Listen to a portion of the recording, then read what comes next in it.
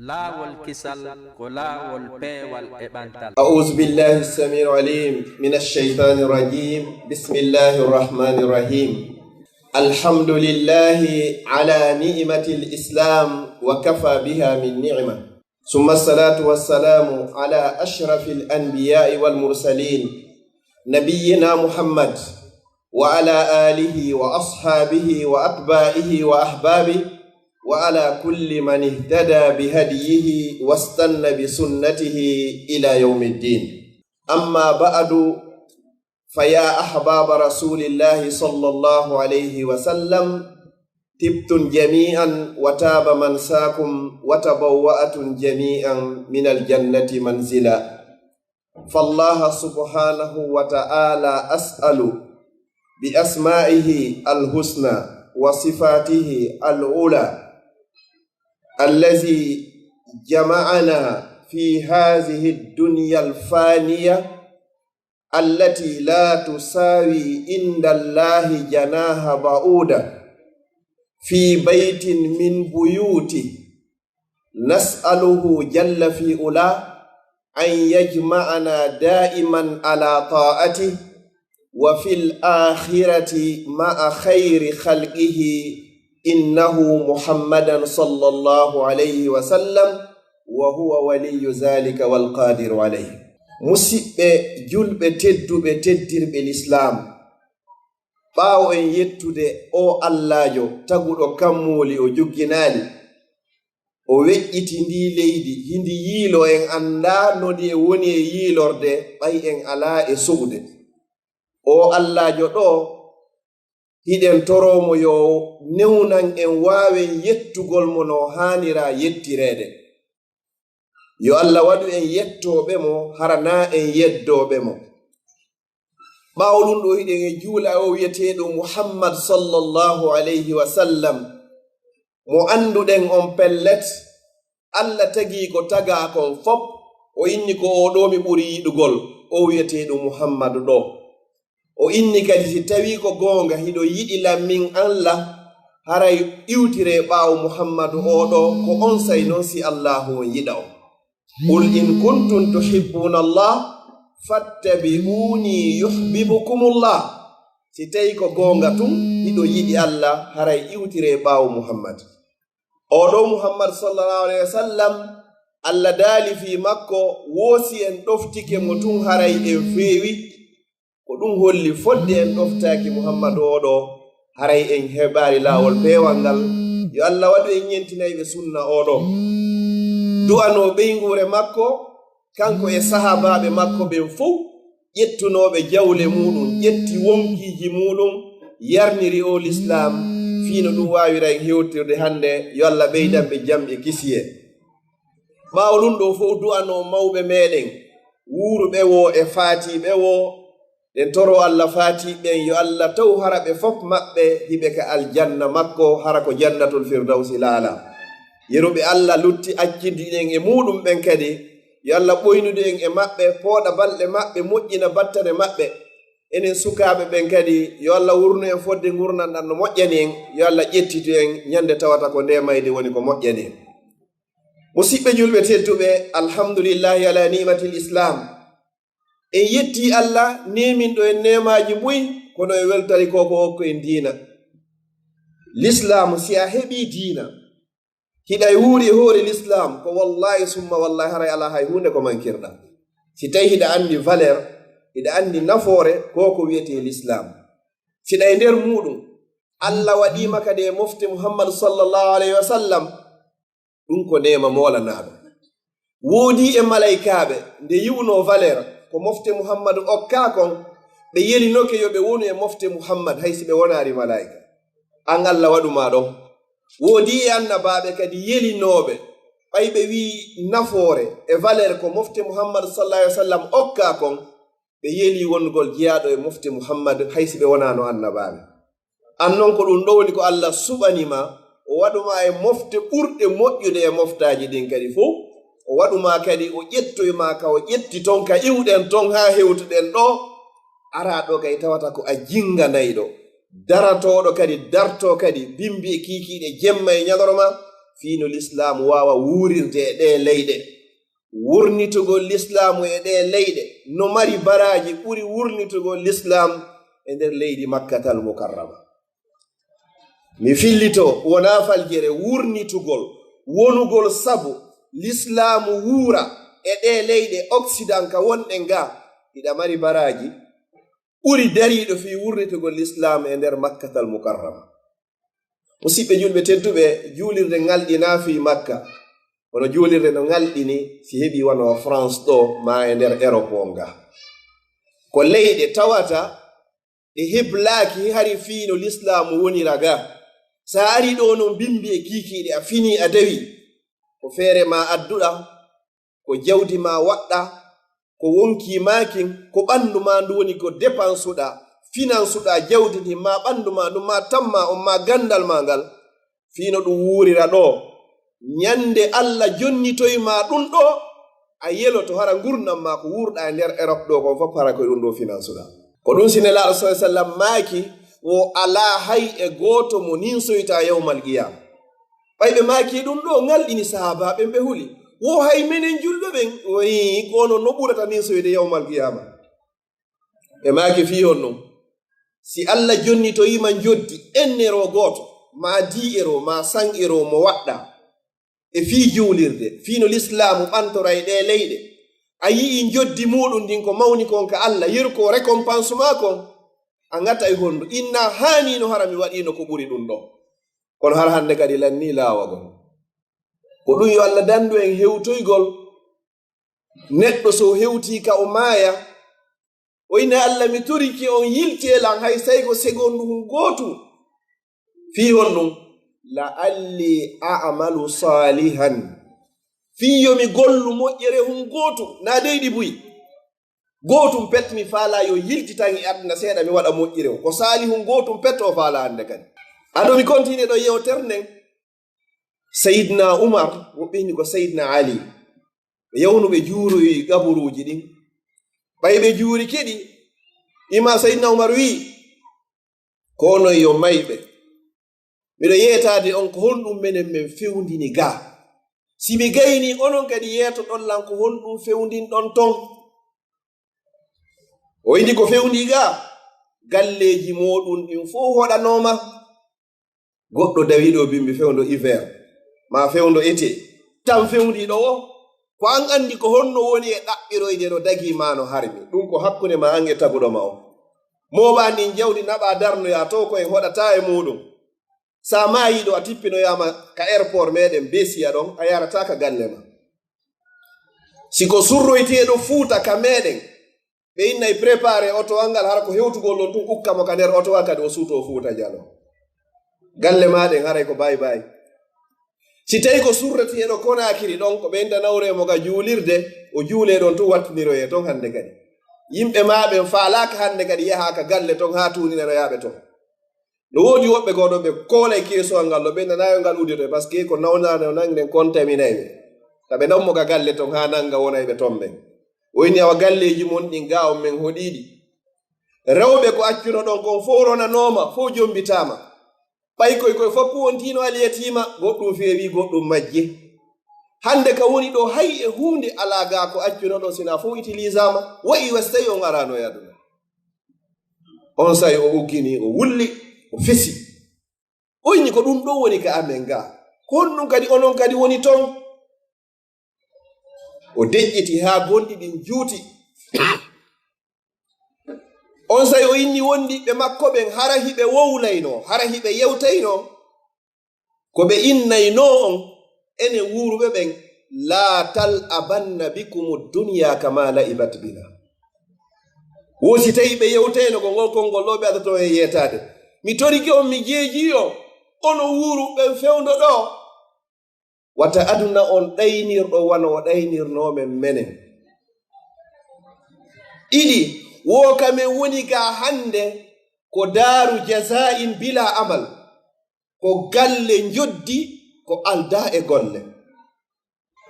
Amma onon ka wonɗon ton ono wuuruɓe ɓen fa daaru amalin bila jaza ko galle golle kono ko alda e joddi. wonon ete gollon fii ko yoɓo ete gollon ka galle golle ko adi on hewtoyde ka galle joddi ko alda e golle ete gollon ka galle golle ko alda e joddi ko adi on hewtoyde ka galle joddi ko alda e golle ɗum ko laakara en fowle en hewtay ɗon wala shakka wona mawɗo wona paykum wona debbo wona gorko wona marɗo wona lanɗo wona moƴƴuɗo wona ɓoyliɗo wona julɗo wona kefeero ko kullu nafsin za'iqatul maut kala ko wiyeteeno wari wonki kon meeɗay mayde wa kullu man alayha fanin kala kadi ko woni e hoore ndi leydi kon fof ko landayɗo si tawino ko wonki ko goɗɗo ina min na wonki mi jogi awa kullu man alayha fanin fof ko yahay ñande goo weetuno tawi enen ɗo fof hay gooto woodaka ko wallahi ñande goo kadi weetay hara enen ɗo fof gooto woodaka ɗum aray ko laa budda ɗum ɗon ara naylan ara nayi enen ɗo fof meɗen hande ɗe yewta ɗo fii darnugol juulirde ko fii en heɓon ɗum joddininka Allah kon to ndiyettoyɗo ko sa tawoyimo kono yarata ton a mara laawol no tawiro ya Allah fii yo yoɓe joddini sina a laawol ko wiyete ko mayde a meeɗay mayde almawtu babun wa kullu zi nafsin dakhilu mayde nden ko dambugal ko suudu kala ko mari wonki naatirayɗo ko ɗum neɗɗo wonde si a waalike antum hara sonnajo ma on alaa ɗum fayɓe ɓen alaa ɗon ɗa haani wonde ɗanninde kuuraji ɗin seeɗa ndaara plafon on inna maza qaddamtu li nafsi li yawmin tashkhasu fihi al absar muhti'ina muqni'i ru'usihim la yartaddu ilayhim tarfuhum wa af'idatuhum hawa e ñande surroɓe ardi ene nden ñande ko honɗum mi ardinani hoore am ñande yawɗa ɗo waaliɗa ɗo ka labtane ɓe inni yo Allah dandu e nawnarne ko raaɓayde kala naatay ɗo ndaarama ko ɓe o masko haa moƴƴa gooto waalata takko ma hay sonnajo wona fere ɓiɓɓe wona fere weltiɓɓe ko wallahi summa wallahi minen ɓe wonɗa dogidude ɗo woɓɓe hay ka téléphone ɓe noddatama haray ɓe wuli waɗa nawnarne ɓe sikka nde raaɓiray ɗon ɗo ɓe accima ka labtane wonki yaltari taho gooto be sonnakiyama foti ko a wonno imam foti ko a wonno président foti ko a wonno directeur foti ko a wonno honɗum ɓe fuɗɗoto kisal landade ɓeygure nden ko halfinno ɗemmo kon dey eteno famodire ɗo yo sabna laalo hewtino kugo o yi hande kadi ko honɗum ɓe beson ni koko jogani ɓaɓe kon an on haaju maɓɓe ala e ma si tawi non a ƴettuno gurdanɗa fof waɗɗa ɓeeɗo yeggitoɗa waɗugol gurdam maɗa fi taguɗo ɓeeɗo on nden ñande haraya perdi wa dhalika huwa al khusranul mubin ko ɗum wiyete perdi ɓanguɗo on tigi si bani adama dogi fi weltingol ko taga acci weltingol taguɗo on ko ɗum wiyete perdi eto weltina taguɗo on no wawi weltinde ko taga kon kono ko sa weltini ko taga kon wawata weltinandema taguɗo on ko ɗum sinelaɗo maaki e hadis gono ton wosi a kurkanike Allahu subhanahu wa ta'ala a ƴetti tamma on doole maɗen ko marɗa kon fof a kurkanike Allah hattirde e kurkanagol mo kala ko tagi ko fof si yima kurkantoma sa ƴetti ko marɗa kon fof doole ma fof gandal ma fof jawdi ma fof a kurkanike ko taga kon a acci ɗon taguɗo on kala ko yi'uma kurkete ɗo noon hande kadi yo kurke eto kurkanoɗa Allah fii ko taga ko yo kurkanoma musidɓe julɓe tedduɓe yewtere nden ko fiineedi fayde ko honɗum mi addirani ɗum ɗo fof newugol paykum ko honto fuɗɗata kaka ɗaɓɓugol nenejo on newugol paykum ko honto fuɗɗata ka ɗaɓɓugol modibbo on na modibbo ɗaɓɓete na sonnajo ɓe sonnajo kay ɗaɓɓete l'islam noon ɓay noon hino andi ko ɗon remete ko ɗon kadi woni ko fuɗɗata mofte ɗen si moƴƴoy fof ko ɗon addi sartiji ɗiɗi pet ɗuɗɗinaari fiiwata e ronku heɓude sonnaaɓe maa fiiwata sonnaaɓe ronku heɓugol moodi ɓurnaaɗo tagee fof sallallahu alayhi wa sallam ɓe maaki jentoɗen hadise moƴƴo change jikkuuji ko fewnii kon fewndo ɗo hakkundeeji meeɗen no soñji jiwɓe hewtuɓe ka jombeeɓen no soñji sagataaɓe hewtuɓe ka jomba ɓen ɓurnaa ɗon ko honɗum ɓe maaki iza ja'akum adatu shart si arii ƴamii ka mooɗon maa si arii ƴamanii on siko suka o yehi ƴamoyi siko jiwo woni ko ƴama man tardawna khuluqahu wa diinu on mo tawata jikku muɗum e diina muɗum hino wela on koko wi'a kon fa zawwijuhu wal fa'u tufidu tartibu wa ta'dib ka lugha arabiyya si o addi fa'u on ko yon wadu kisan so o addi wawu on pottondira e seeɗa so addoyi summa on neɓay ha non si waɗoya ko ɗo ko ɗo ɓeñi won fa zawwijuhu resiremo kisan ara on landaki ko labe ma pita ma mamum ma dalaba o yewri islamu anda ɗum hara on landaki simo mari kaydi l'islamu anda ɗum ko landoto ɗon himo juula ko o julɗo ene ono mari jikku moƴƴo yettu okkamo rasinamo sa landike ko ɓuri ɗum ɗo wabi rabbil kaaba haray a lundike l'islam a lundike nelaɗo l'islamu minen nemen okkataɓe ɓeeto ɓayhi ɗon andi Ustaz Ahmad Sara ɗo si bonodiɗo e goɗɗo ko ɓeeɗo holla ɓeeɗo ka maɓɓe fof ko non wa'iri wala tasiru wasiratun wisra ukhra watay ƴettu ɓiɓɓe meɗen worɓe ɓen kadi ma rewɓe ɓen jokkirenɓe en ɗan ɓimana ko ɗum faala wowlugol non o jiwammo mi addi ɗo o janɗi ko kanko e ɓiɗɗo baaɓe honɗo koto an on to ɓiɗɗo baaɓe makko ma o ɗon jommidirde ma ɓiɗɗo bappa ma ɓiɗɗo yaayo ma ɓiɗɗo kawom hara oɗo faalaka ko wonɗa waɗirde ɗum ko ɓe jomminiri fiyo kaydi ni heɓo on non kadi ara ino sella kono ko so tawi oɗo no yiɗi no sella no laba jommidirgol ka nder ɓeygure kono noon naya doolu naya fursu ko si tawi himo yiɗi wata bonnu gurdam pay kunkum ma gurnan jiwo on fuɗɗo danamo kanko e ɓeygu makko mo o faalaka hara himo welti ha o anda himo wodde ka suudu aray ko an babaji on waɗi a yiɗa sifa ɗum ta bonnu gurna ɓiɗɗo ma on tertini non jiwoy koy hara o faalaka o hande o faalaka o jango hakkillaji maɓɓe no serti few sa joƴƴini non jiwo ma on baba miɗo faala ya jommidiri o ɓiɗɗo koto an ɗo yewtamo ha o faama o nana o jaɓa hara na o dolaɗo fa biha wa nima haray no laba so ini ene baba mi faalaka ɗon ta forosu okkitirmo ka o faala ɗon hay l'islamu ko ɗum wi'i si yo landama ko sukutu ha ko ɓuɓulu ha so landama tun o fanki haray mo faala ɗum noon ko hari yoni ko jiwoginata baba ko oɗo mi faala ya okkam ɗon feƴƴiti hande kadi hande noon ko waɗɗima an kadi an babajo ma ko tefugol hande kadi est ce que non o ko julɗo est ce que ono mari jikku moƴƴo lanni hande kadi kono watta en jokkirɓe en ɗan dewle ɗen ɗe muutoytako haray ɗe boni fiyono yimɓe ɗiɗo jommidiri ɓe yiɗidiraɓe faalidiraka mawɓe ɓeɗa ko si wona ɗo mi wowlata fiima amma oɗo ngal wondike l'islam nene jogina accuwata o yaltinan ka galle sina ɗumi wontaɗo e jam ndaare ko yurmi inna lillahi wa inna ilayhi rajiun kunji won ɗo o reeni hoore makko o ƴetti l'islam o indi ko d'islam tum ƴetton ukkidiro o fuɗɗora gurdam makko wi makko on fof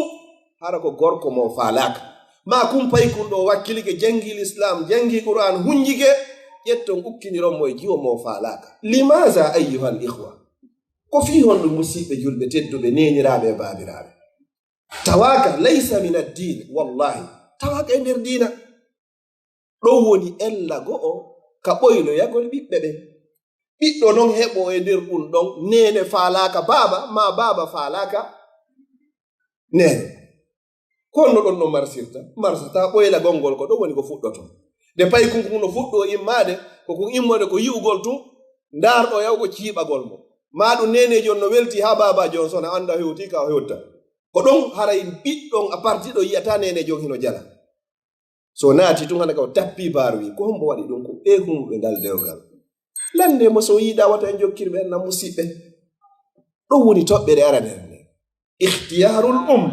suɓagol nenejo on ɗon woni toɓɓere aranere nden e needi sukaaɓe ɓen. Si a woopi ɗon ko arata yeeso ton ko fof woopay mawɓe ɓen ɓe maakay limore si goo on boni heɓoygol ɗon 10 mettay fii min naari heɓoyta kono mettay fii ɓe nana ɓen ko payi kunni taw giggol ngol aroya yeeso ɗum ɗon ko ɓaawo ɗoni fewndo ɗoni hannde payi koy o yewtay ɓe faamodire nen ko ɗum si l'islam on no jaɓi si goɗɗo ƴami ka ma yo ɓe aru ɓe yewta ɓe yi'idira l'islam on no jaɓi hayya yiwu e ɓanndu mo wonɗa e resude on ko wiyete kon falawal jungo ngol ɗo e belerru on tigo ɗum fii hon ɗum so a yi'i ɗo a yi'i belerru ɗum haray ko woni ɗon ko yiɗa ɗon kon haray ɓanndu lutundu suuɗin ɗum fof haray ko non wayri yeeso ngon kadi ɗum ɗo no jaɓa ko ɗum si karama koɓe buyin toon ɓe inni haray jiwo so resaka taw hay so waɗari nigamu no dagano gorko on ka o yiya ɗum ɗo e yeeso mawɓe jiwo on ma mawɓe sagata on ma mawɓe ko wiyete kon zuma haram ko fii wata goɗɗum yalditenoymo ton ɓaawo dewgal ngal o inna mi andano ɗum ɗon si tawi noon deere debi ka fuɗɗode himo andi mi yiɗa o fewta inna mi faalaka dey ɓeyna ko ɗon mayata ya subhanallah la ikraha fi din doolidirgol ala e nder l'islam hay si tawi joni ko goɗɗo naɗugol koye yewtumo haa o faama o jaɓa ka l'islam nayi en force mo sina ɗum hara hadde ka o yiyi ko wiyete kon al ubudiya maccangal kako ɗum woni toɓɓere aranere nden ihtiyarul suɓagol nenejo on sa wawi wadde ɗum ɗo ko ɓuri arde yeeso kon ton fof ko moƴƴi woreyta yo Allah moƴƴinan en ɓeygureji men ɗin musidɓe julɓe tedduɓe ne'ugol paykum ko ɗum wiyete min akbari almasuliyati ala rijali wan nisa no tawa e responsabilité ɓurɗo mawnude on e hoore enen duhiɓɓen e hoore suddiɓɓen nelaɗo sallallahu alaihi wasallam e maaki hadis goo wo ande ɓe fayɓe ko amana tun ko hoolare e daaɗe meɗen pellete Allah landitoy ton fiiɗi e hoolareje yewmal qiyama jonnon a yeyi ɗo mawɗo makoba anduɗo pellet wuuri seeɗa maayey nenirawo anduɗo wuuri seeɗa maayey pooma maayey ko artata inna tigi tigi on mi marana fayɓe amɓen tan sabu golle ɗen sabu ɗum ɗo e ɗum ɗo a heɓi ko jokka ɓuri ko torinoɗa koy yo Allah okke fi honno ñande dewgal humede ko wiyata men toriki yo Allah adu barke e dewgal ngal yo Allah okkorɓe honno zurriya ɓiɓɓe wuurayɓe waɗaɓe barke ko ɗum torano nden ñande gorko on si tawi jommi woni hitande duuɓi 2 sonnaji on jiidaki o fuɗɗotoki san kuulademo si tawi kadi gorko debbo on kadi tawi lankoɗa woniri o fuɗɗotoki wide mi anda jaka mi wattano ɗum ɗo fi honno hadafu on ko fi zurriya on fof ko ɗum woni ko faala lillahi ma fi samawati wa ma fi l ard yakhluqu ma yasha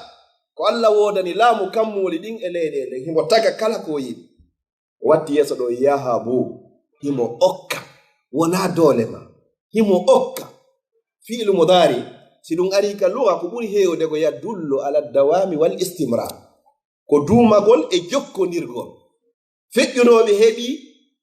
fewniɓe heɓay aroye ɓen kadi heɓoye kadi yadullu ala dawami wal istimrar yahabu liman yashau inasa himo okka ɓe o faala worɓe rewɓe tum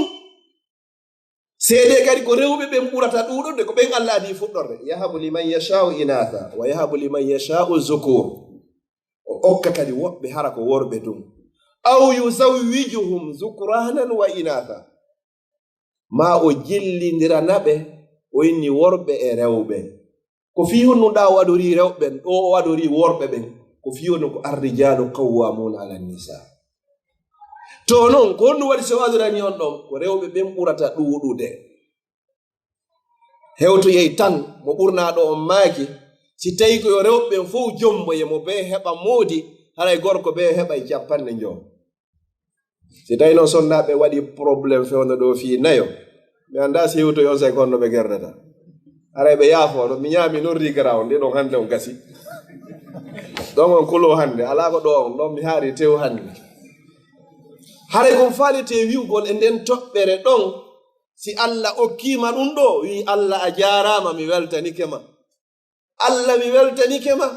koko hunde nde a faalaka waɗan ɗalan ko hunde nde annabaɓe goo heɓari ko ɗum woni ko okku ɗalan Allah mi torike ma newnanan mi wawa dankade kun wallahi neɗɗo faamuɗo fuu faamuɗo ko yelotoɗa yo ɓure wo ko yimɓe ɗiɗo hara hiɗa welti ɓiɗɗo ma ina ko ɓiɗɗo ommoni ko ɓiɗɗo kaarijo ni hara en wonani on tigi fierté e hombo kadi e jannganakujo ma si jannganakujo ma kadi ɓurima ɓen emba on wawi janngude comme woni karama ko kaarijo ara wona karamakoɓe añamɓe ɓen kadi karamakojo si himo faami hara ko woni jannirde ko lillah li wajihillah ko kanko ɓurata haton jinde e janngoɓe ɓen ɓuri ko janngoɓe ɓen haton jini e makko ko fii honɗum si a janni goɗɗo o yiɗima a nafitoray si o añima a nafitoray ko jannuɗamo kon ko tongata windede ka mandakke ma ko o wowlude sa janniɗo goɗɗo ha faati ha o huñike mo o wawimo أعوذ بالله من الشيطان الرجيم الحمد لله رب العالمين وفوتو دون تون ko hombo janni mo o kaarijo yaaki sanka mandaki dalil meɗen ne laaɗo sallallahu alaihi wasallam maaki si bani adama maayi haray golleji ɗin fof darike si wona piiji tati no tawayi ɗin tatiji aw ilmun yuntafau bihi ma gandal wona ngal e naftorede o memminay ngal o naftora o jannoya goɗɗo tun yaaka karama ko makko to ko ɗum koko wonɗe wajodirde fof ila yawmel qiyama kala ka goɗɗo memminiri janngugol hunjagol hadise fiqhu tawhide sira kala ko yowodiri e l'islam kala ko aduna o fewnɗo fewndi e muɗum tawyay ka mandake o wiyeteɗo muhammad sallllahu alayhi wa sallam ko muallimul bashariya kanko janni ɓandinke on fop ma a kawnihi ummiyan wondude e makko ko human binne oɗo ko sharafun linnabiyi wa aibun lil akharin ko teddungal wonande nelaɗon wonugol human binne kono enen luttuɓɓen fof ko ayiɓe molnaɗo ya won human binne a wata windude a wata jangude ta goɗɗo mantor ɗum nelaɗo hari ko ummi ɗum ko sharaf ko wonnum Allah waɗirani ɗum ɗon si ɓe wonno wowɓe windugol e wowɓe jangugol ko winda ɓe inneno ko kanko woni ko walli fi deftere nde o wonari ɗum ɗon fof ɓe innimo ɗum imagine non so wonuno wowɗo windude wowɗo o jangude hande kadi ɓe inne kanko wonno en fantude anno fewɗo yo Allah dande a wonde a windata ka yaari ka nano ma ka ñaam a jangata ko yaari ga a jangata ko yaari ga ɗum haray woni ayiɓe ko ɗum wiyete jahilun murakkab yo Allah dande en ɗum ɗo o mas'uliya ɗo yahabu liman yashau inatha wa yahabu liman yashau zukur aw yuzawwijuhum zukranan wa inatha nelaɗo sallallahu alaihi wa sallam Allah waɗaniɓe hakkunde worɓe e rewɓe worɓe tato rewɓe nayo sim yejjitani annabi ibrahima alayhi salam Allah jonnimo worɓe tun o heɓari jiwo annabi lut alayhi salam Allah jonnimo rewɓe tun o heɓari gorko isa en nandita e maɓɓe wa yajalu man yashau aqima hayo jommano sakko heɓa ɓiɗɗogoy ɗi catégorie ji ɗo nayi ka Allah waɗuma o ino alhamdulillahi Allah jarama mi weltanikeme ko waɗan ɗalan ɗo ko woɓɓe ko ɓiɓɓe mum naɓata ɗum kaso ɗo woni mawɓe men ha hande ɓe yaari ko wiyete kaso ha hande ɓe heɓari convocation police ko sabu ɓiɓɓe naɓata ɓe ɗo police yo Allah fewnagen ɓiɓɓe men ɓen siko ɗon Allah waɗuma kamo jiidotako weltano ɗon Allah no gasa an heɓugol jiidingol ko ɗum wonno moƴƴananoma iɗen andi dalilon ka suratul kafi to si Allah yamirino sey hidar yo waru paykum bo ko fiwata kum paykum wonu sabu ko lorri ben makko hari ko aden moƴƴo jonnon si wonki ittama fiwata goɗɗo lorro ko ɗum wolluno o mawɗo no moƴƴuno honno no waywano mawɓe meɗen ko mawɓe moƴƴunoɓe hande so yi sifa an hino ari no jooɗi erot ɗo no sonka fi l'islam en mba yo Allah yaafo ɓe mawɓe men ɓe torino ɓe waɗi du'a ɓe laɓɓini ko ɓe nafoto kon ɓe laɓɓini ɓornateeri maɓɓe e njaram maɓɓe e ñaametee maɓɓe fiiyo yalduga keeki maɓɓe ko laaɓi ko ɗum joɗɗini en ɗo hande en wowlay ɗo fi l'islam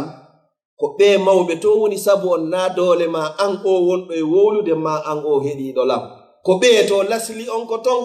mi turiki Allah yo Allah yaafo fatiɓɓen fof maɓɓe musidɓe julɓe tedduɓe enen ɗo kadi toɓɓere nde mi adoto sakkitorde nden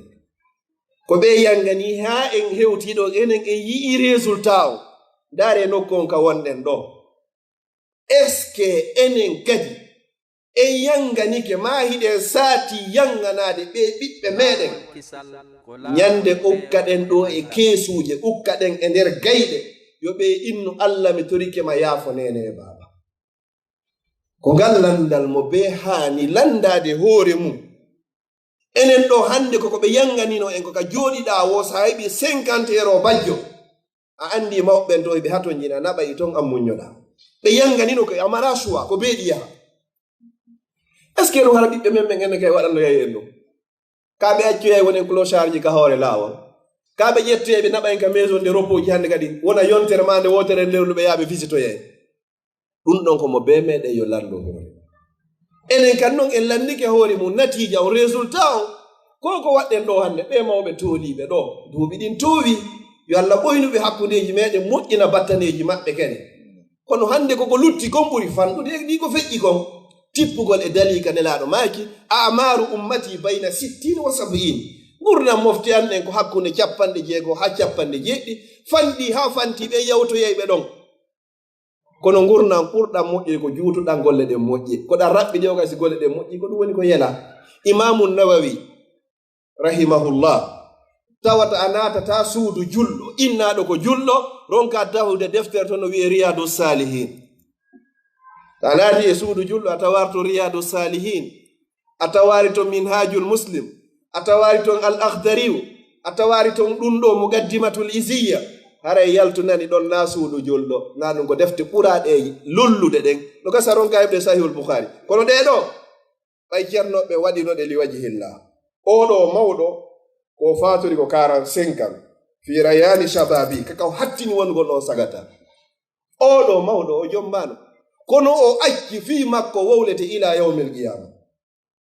enen kadi ko wonnum accuɗen fi ko l'islam wowlata fi meɗen mo ɓe yo lando hoore mum ta goɗɗo jooɗo mantorgol ɗo mi heɓi suudu lambañi mi heɓi kabele mi heɓi hamdallahi mi heɓi ɗo mi soodiɗa ɗum ɗo fof ko li hadisin ko fi ko wowlete fiiɗi fof wowloytaake si ka nder ƙaburuma sina fi yo hasbore nden sattu e hoorema min ayna iktasabtahu wa fima anfaqta ko onno heɓirɗa jawdi ndin ha darruɗa soɗɗa parcelle ji ko gehdi heɓi ɗon e kadi dépensa ɗon si goɗɗo darni suudu ndu 50.000 €, 100.000 €, soodi parcelle ji ka ɓuri e sattude innama fi sabilillah mi filli ɗo fi sabilillah waɗir fi Allah ko Allah hokkuma 50.000 e 100.000 fi ya darno suudu Allah inni hande miɗo hatoñine nder ɗin ɗimi jonnuma ɗo fof ya wannan ɗo 200 € ma 300 € e inna fewndo alhaaliji ɗi no satti yalta tun ka juulirde ɗo ɓe nodda ɓe inna o plafond ji ɗin hino manki carolage on hino manki ɗo il te faut 15 millions de francs guinéen on ko 1500 inna joni awa ƴettoyeɗa 5 millions janngo mi naɓa e luttuɗɗi Allah landino ma ga hanki 200 € wiɗa fewndo weeɓa ɓe landima to ɗiɗo ƴettuɗa ɗin ɗon naɓuɗaɗi famaza taqulu li rabbika yawma alqiyama kon nun innoyta joomi ma inna julɓe ɓen ɗo a jogaaki ɓe to landoma naɓa ndun suudu ɗon ndundu naɓuɗa fii muɗum ɗon ko juuti wo ko juuti hara a neeɓi neɓoyayɓe vacance ko lebbi 3 lebbi 4 hara on tigi hewtitiɗo ke amma ɗo ka yiɗon ɗo sa ƴetti ko marɗa fof a financi ɗo ko fii ɗum ɗo tawoyayma janngo ko ɗum si imamu shafayi o yewti e yewtere wo bi'sa dirham waddananir la yanfa'anika hatta yufariqanik koko wiyete dollar e euro ɗum boni wondiɗɗo ndi nafima wotuma ndi yiwi e juuɗe ma sa yetti a hebbiniɗo konto a waɗari ka fi Allah ɗo wallahi hay hunde nafoytama sinande ndi yiwi e juuɗe ma yo Allah dandu goɗɗo o mayde ɗo maya ɗo konti ma on no hewti no heewi tef euro a suddiɗo ma a dohiɗo hara nde juulirde no hatojiniɗo e mbuuri si Allah wallima ɗi mbuuri ɗi finansaka fi Allah e ɓaawo ma wallahi hisabu mayri on fof koye hoore ma woni ka nder kabruma wuruɓe nga ƴetta sooda otoje waɗa piiji kala ko faala funsandi hara lette mayri on hino e hoore ma ka nder kabru hayɓe anditata ƴetten ɗon 500 € ma 100 € naɓen ka juulirde sadaka fi neɗɗo yanginoɗo ɗaɓɓindi jawdi on ɗo hande mina ndaara ɗum ɗo ka goɗɗo ma yacciɗoɓe inde bonko ɗiɗo ɓe sendi ko nanɗaɓe ko nanataɓe piiri fi dondini ɓe hewtoyi ka justice hande kay mo ɓe ƴetti avocat ko ɓe hettay sunnu lambayi e ndu woni to mo ɓe inna ko kañum hettata goto immota ko jemma juula darɗe ɗiɗi toro Allah yo Allah yaafo baba goto immota ko juula darɗe ɗiɗi toro Allah yo Allah yaafo nene ɓe yeggiti fima ko an sonnajo noon andi ko honno ɗaɓɓirnoɗa ndi jawdi a suuɗu modima kono dagori ka kono harmiri ko an gorko on andi kañum kaka yawnoɗa ɗaɓɓoygol toon ko honno ɗaɓɓirnoɗa no dagi ka daggaki feƴƴina waɓutuji ɗin fof sabu heɓugol jawdi heɓani jawdi ɗon kadi a yeddi Allah ka heɓugol ndi ƴettani kadi finance ani kadi ka dagi ma ko harmi ronka kadi nafitorde ndi kadi ha maya kadi ko harmi waɗe e ndu suudu e on nokku ɗon kadi tawata tallal lakke ɗum noon fof kay ko hoore ma kadi est ce que haray ɗan gurnan ɗo ɗan moƴƴi joni noon hay hunde laawaki taw hay hunde laawaki mi darnira yewtere annen fi o jawdi ko haɓɓitiɗen o compte men be heewa Umar bun Abdul Aziz na Seydina Umar lontinoɗon toon ko omo ɓe indi hamisul khulafa rashidin ko tanirawo Seydina Umar oya oɗo ko duuɓi ɗiɗi e feccere wonno ko laamino e nder duuɓi ɗiɗi e feccere laamiɗo leydi ni fo amiral muminina o tewu ñamaka ka nder suudu makko kulol watta kanko e ɓeygure makko nden ɓe ñaamu tewu hara no woodi ɓeygure ko nokkugoɓe heɓaari tewu ndaren ɓen ɗon ndaren fewdi ɓen hande kadi mo ɓe ndaara hoore oɗo yehi ha hewti ka maayata ayi o hewti ka o maaya ko honɗum wonno sabu makko ko ñande o anduno e nder laamateri makko nin fop jiyaɗo hay goto ala korɗo hay goto ala ɓe ƴetti ka baytul mal ɓe rinɗini fop maccuɗo ala korɗo ala tawi jawdi ndin hino lutti o inni ndaaren kala ñawliɗo ñamande hara ko ñamande laaɓude fii ko surora kanko e ɓeygure makko ƴette ka baytul mali yoɓanon mo foppu yoɓana tawi hay goto jawlaki e laamateri Umar bin Abdul Aziz tawi jawdi ndi no lutti o inni ndaare e nder laamateri ndin fop kala sagata hewtuɗo ka jomba ƴetton ka baytul mal ɗon finance on jombanon mo ko adi waɗugol social naaɓe ga andini en ɗum ko ɓayi acciti l'islam si weltorɗen ɗo hande ɗo CPS sina ɗum ko l'islam fuɗɗi ɗum musidɓe julɓe tedduɓe foppu jombana tawi hande kadi hay goto silbatere jo ala nden ñande sonnajo makko on Allah okkunomo sonnajo ɗoftiɗo yo Allah waɗu sifa ɗum sonnaɓe men o inni Umar hande laamateri mani fop hino welti mi torikema hande ɗaɓɓan en kilo hun tew ara natartoɓe ga dambuga son hewtiɗo ɓawɗum ɗon tawayran ɗo ɓen ɗon oɗo ko innayɗo mi waɗi Allah hakkundeji meɗen sa yalti ñallal ngal fop a heɓo yaari ko dagi hewtutuɗo muñoɗen heegi adna gen kono wata muñoade lette Allah ɗe yowmal qiyama o inni hande ɗaɓɓan en kilo hun tew yandi Umar inni mi nani mi jaɓi ha fi honno hande ga ɓe mi laamiɓe fof no mari kuran no mari ndiyam fof no ñamude tew hay goto silbatere jo ala hay goto jiyaɗo ala mo ɓe no welti kono ndaare ko yanganiɗa goɗɗo ko yanganiɗa goɗɗo ko yiɓɓe ɓen ɗuuɗi o haray ayɓe no woodi ɓe yehi ɓe soodoyi tewu on e nder on tewu ɗon ñande o ñamuɗo ɓaawo duuɓi ɗiɗi e lebbi jeego ko laami kon koye on tewu ɗon ɓe waɗi poson e tewu on ko ɗum woni sabu makko fasa subhanallah kono ko honɗum Allah waɗirani ɗum ɗo ko hikma honɗum ko tawi be Allah arsika oɗo ko wiyete ko yangol shahid neɗɗo nayo hul mbayde ko hulɓini e mayde fof ko hunde wotere ko so tawi hiɗa andi ko taweta ko hina ko moƴƴi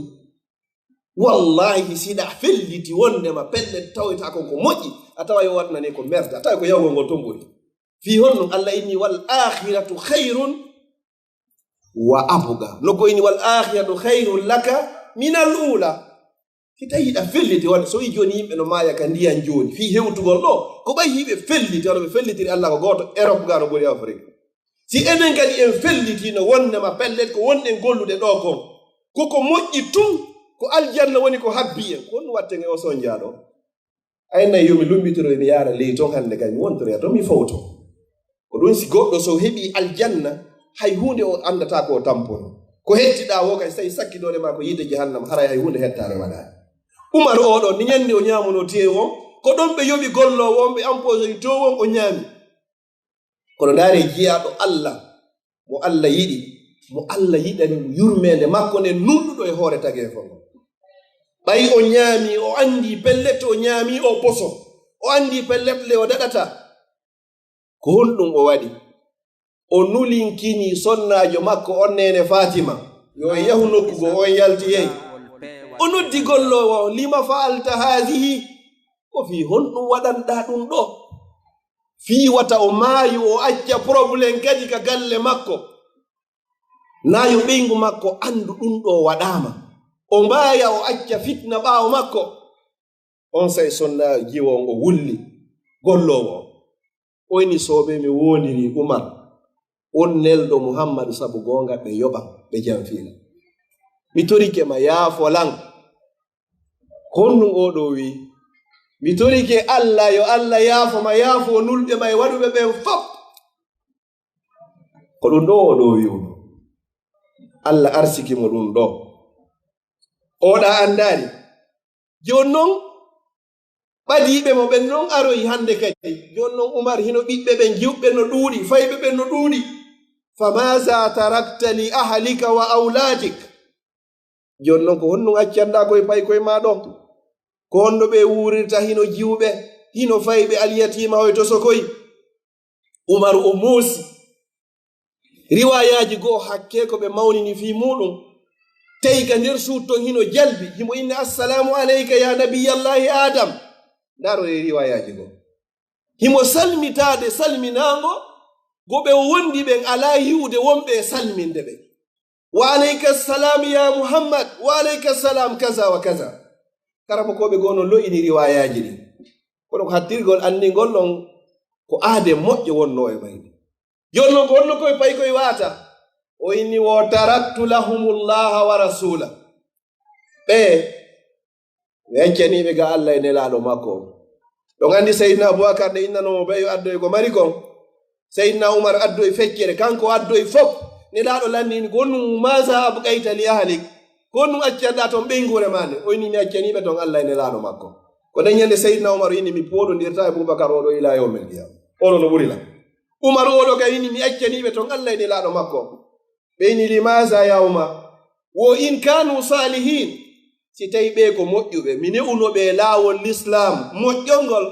fa inna allaha yatawalla salihin Allah ƴettata responsabilité fiyade moƴƴo ta mapo ko honɗum wurirta par ce que a mapanoki fiya tagi ta mapo ko honno wurirta fi honnuga mapa ko honno mayirta ko Allah anndi ɗum on taguɗoma on o landakima tagi yumma ma e ɓemma taguma on yeggita fiima a yeyni ɗuma pubel hoyno jooɗi ɗo ni ko ya wattanta hakkillo woodi charti no fi argol itta ko on toon tuuni kon ara no gasa an on yiidata a waɗay ɗo pubelu janngo saro ya taw takun no waɗunoɗo kun on ari itti hande kay ko tuuni kon hacciɗon laawu kon hande kadi womi accaniɓe Allah e nelaɗo makko in kanu salihin si tawi tum ɓe ko moƴƴuɓe ni fa inna allaha no Allah yatawalla salihin o ƴettay responsabilité fiyade moƴƴuɓe misali muɗum hiɗo yiyani joni famille ɗo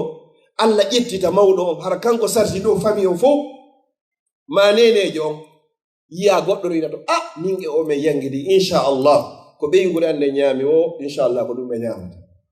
ƴetta responsabilité famille on fof dankoɓe ɓuri fayda ko ɓen maɓɓe fewno wurnono ko ɓen in kanu salihin fa inna allaha yatawalla salihin si tawi tun hiɓe moƴƴi Allah ƴette fi maɓɓe hande kadi wa in kanu gayru zalik si tawi noon hande kadi mi accanno ko ɓe moƴƴuɓe law taraktu lahum mala qarun ma nafahum shay'a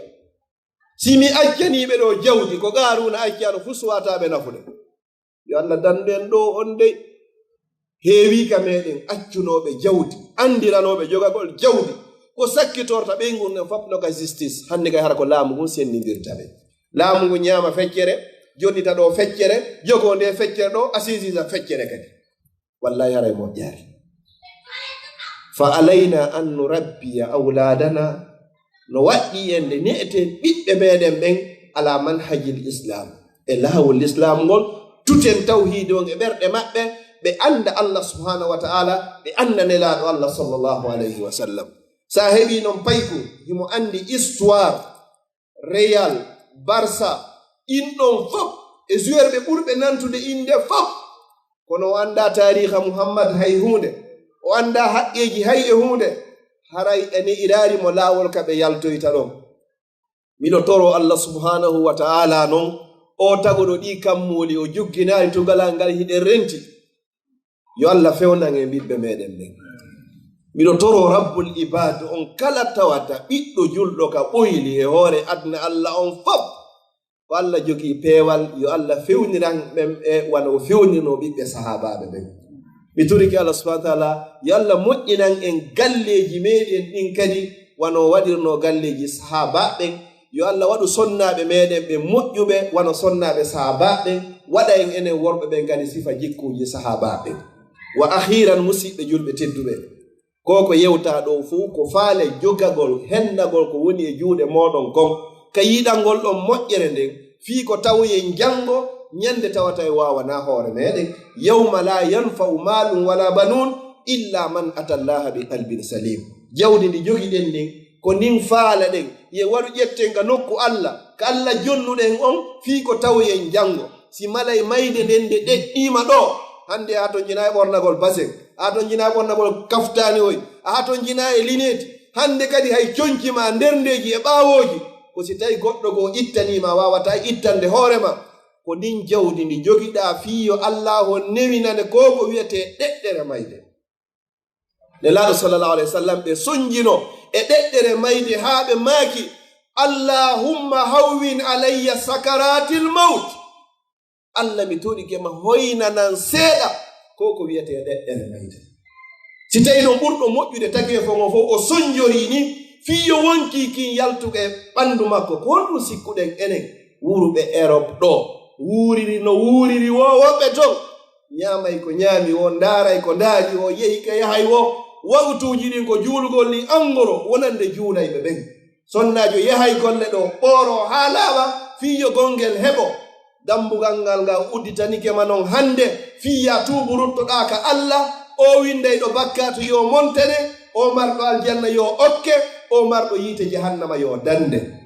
Mo beeyo waɗan hoore mum. Namin o wonɗo e wolde ɗo wona waɗanede, wona Alaji Ahmad Sara wona waɗanede, wona amiron. Wa ma tuqaddimu li anfusikum min khairin Allah yiɗi ko tajiduhu inda Allah. On tawoye ɗum ko Allah, na lagine, na hansagere ka amen, na mamum poore daka, wona pita timbi tunni ma bantingel, wona hay nokku tawoyta Allah ko inda Allah. On tawoye ɗum ton, ko ton tawoy ton nun o yoɓitoma hara nden ñande hiɗa weltori.